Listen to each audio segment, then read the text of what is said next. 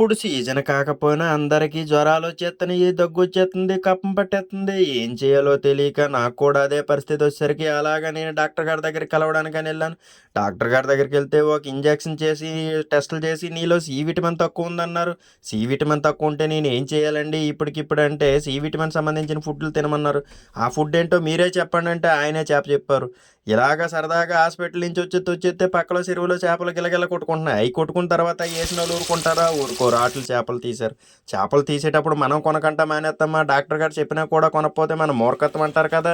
తెచ్చేసి ఆ చేపల్ని నీట్‌గా కడిగి అది చేసుకొని మసాలా ఏసేసి కుతకుతలాడుతున్న దాంట్లో ఇంకొంచెం ఘాటు కొంచెం తగిలించాను. తగిలించిన తర్వాత బాగా కలిపితే గుమ వాసనొత్తుంది.